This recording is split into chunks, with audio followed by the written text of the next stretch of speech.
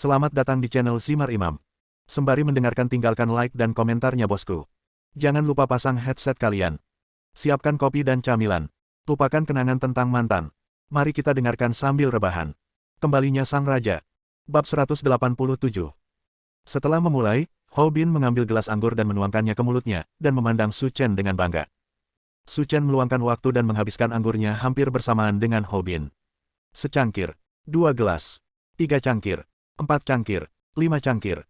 Setelah menghabiskan 5 cangkir, terlihat jelas bahwa Hou Bin tidak bisa minum lagi, dia hanya menuangkannya ke dalam mulutnya.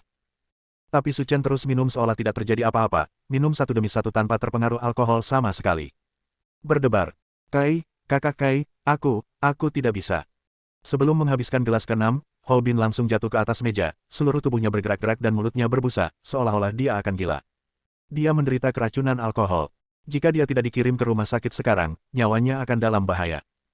Melihat kembali ke Su Chen, meskipun dia minum 6 gelas besar anggur, tidak terjadi apa-apa. Tang Kai, dia mabuk, bukankah ini saatnya kamu menepati janjimu? Su Chen berkata dengan tenang. Saat ini, pemandangannya sangat memalukan. Dengan begitu banyak orang yang menonton, orang yang terjatuh pada akhirnya adalah Hou Bin. Hou Bin, pecundang ini, benar-benar kehilangan mukanya. Tidak, Hou Bin pingsan, aku masih bisa minum, ayo lanjutkan. Di lingkaran ini, aku selalu menjadi raja, tapi hari ini aku dirobohkan oleh seorang siswa SMA. Jika aku tidak mendapatkan wajahku kembali, di manakah wajahku? Su Chen mengangkat sudut mulutnya dan berkata sambil setengah tersenyum. Karena kamu sedang mencari kematian, aku akan memberimu kesempatan. Wajah Tang Kai penuh amarah dan dia berteriak keras ke pintu. Pelayan sedang menyajikan anggur. Jangan menunggu dia menunggu. Bawakan semua anggurmu. Mendengar tangisan Tang Kai, pelayan itu berkata dengan nada meminta maaf.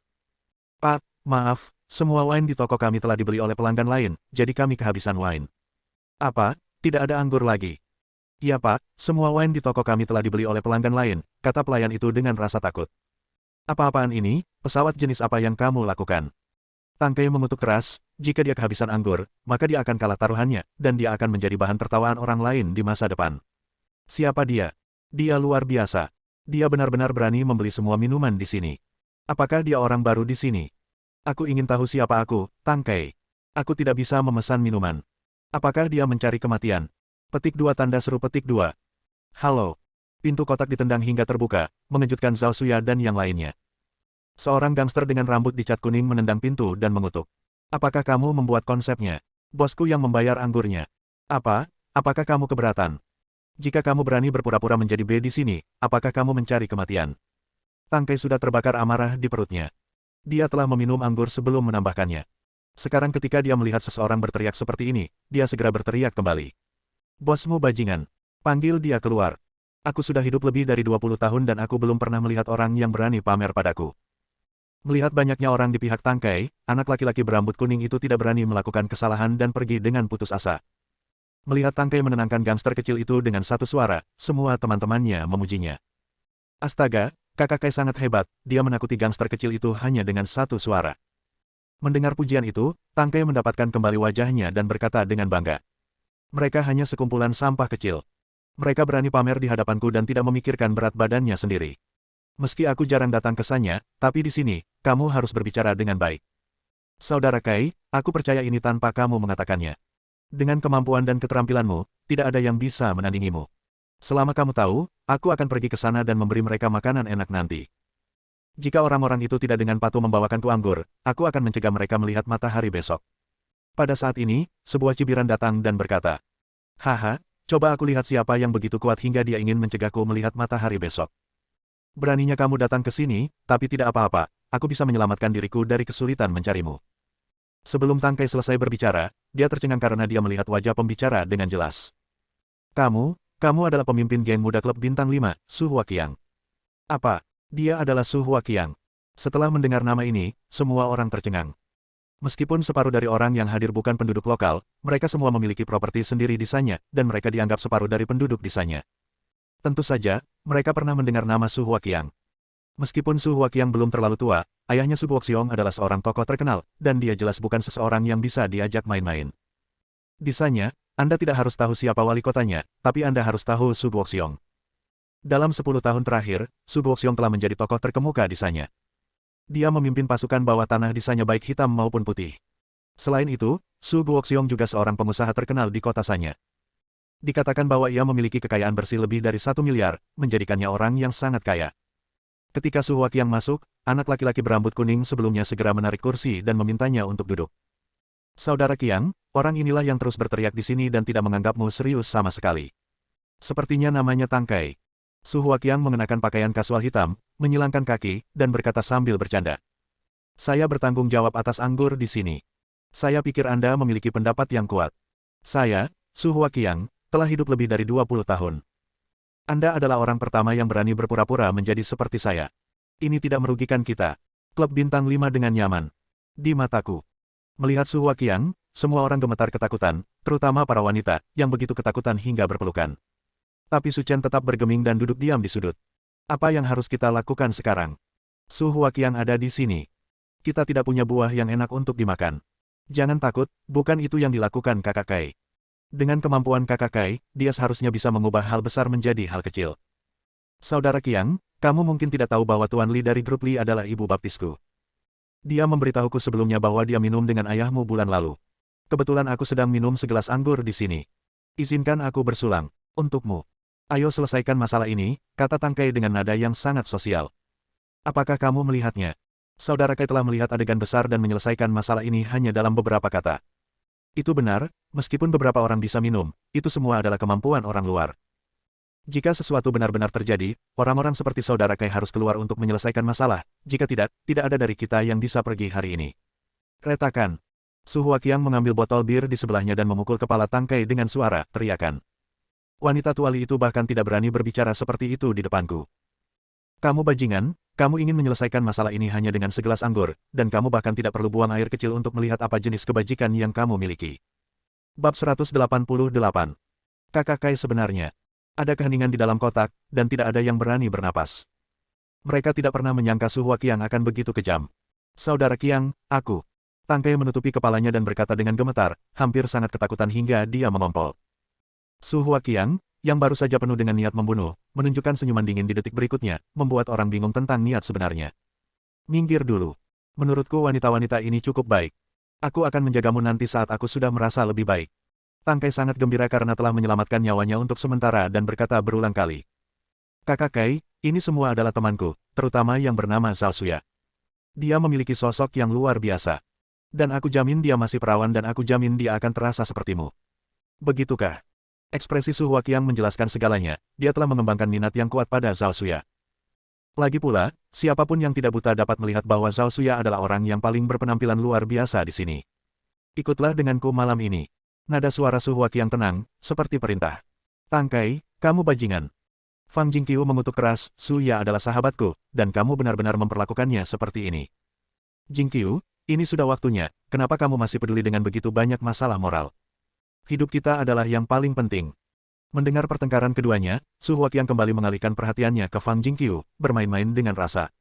Wanita ini lumayan. Ini waktu yang tepat bagi kita untuk melakukan hubungan seks ganda malam ini. Ya, Saudara Qiang, dia adalah pacarku, namanya Fang Jingqiu. Meskipun dia sudah tidak perawan lagi, dia sangat nyaman untuk diajak bermain, jadi aku akan memberikannya kepadamu bersama. Wajah Fang Jingqiu menjadi pucat karena ketakutan. Jika dia benar-benar jatuh ke tangan Su Huaqiang, dia tahu persis apa konsekuensinya. Tang Kai, kamu benar-benar buta hingga jatuh cinta padamu. Zhao Suya, Fang Jingqiu, jika kakak Nan menyukaimu, bersenang-senanglah secara diam-diam. Untuk bertahan hidup, Tang Kai tidak lagi terlalu peduli. Oke, jangan berdebat. Setelah mengatakan itu, Su Huaqiang memberi isyarat kepada orang-orang di sampingnya dan berkata, Mao Xiong, bawa kedua wanita ini menjauh dariku. Oke bos. Setelah setuju, bawahan berambut kuning sebelumnya berjalan menuju Zhao Suya dan Fang Jingqiu dengan tatapan menyipit. Kalian berdua harus melakukan perbuatan baik. Selama kalian mematuhi Saudara Qiang, kami akan punya cara untuk bertahan hidup, kata Tang Kai sambil tersenyum. Hari ini, jika ada yang berani menyentuhnya, aku akan membunuhnya. Setelah mengatakan itu, Su Chen mengambil gelas anggur di atas meja dan meminum sisa anggur dalam satu tegukan, seolah-olah semua yang ada di sini tidak ada hubungannya dengan dia.